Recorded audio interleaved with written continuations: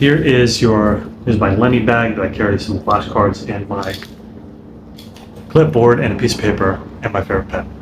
I'm going to talk about to-do list. A lot of times you have to do it digital because some tasks, which are really projects, require several subtasks, and doing it on paper just gets really cumbersome. But nonetheless, a regular to-do list does work, and I'll explain digitally how this works as well. So Brian Tracy says think on paper.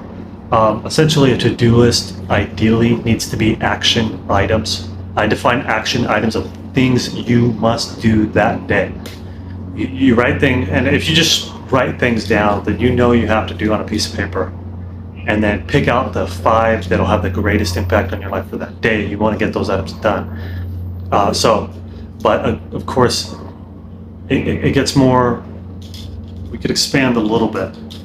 There are items called waiting items, and this is a new one that I haven't really practiced. I did different categories like major, minor, and those aren't really, you end up not using those is what happens. You always have your action items, and then the waiting list actually proved to be useful. The waiting list is something that you got to do, but you're waiting on somebody else. So you're waiting on someone else to do the next step, and then you can get that item done. So you need a list for that called the waiting list.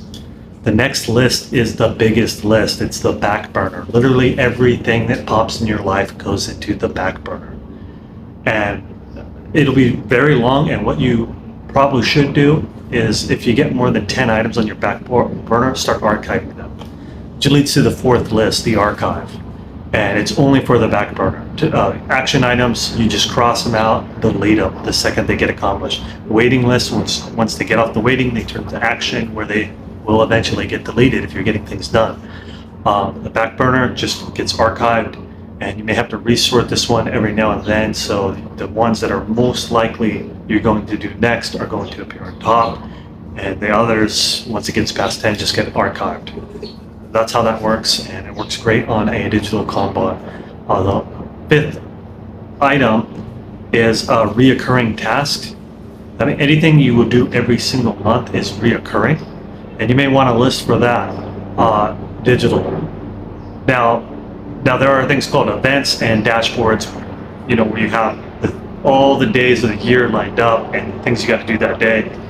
But despite getting that sophisticated, I find these 5 categories are always going to remain. Your action items, your waiting list, your back burner, things that are archived, and reoccurring tasks. That's basically those 5 down. You could boil it down to just those 5. And I don't believe it will ever change. I would like to, Roman emperors didn't save their to-do lists. We don't have copies of them, so we don't know how they did things, but I'm willing to bet this is probably how.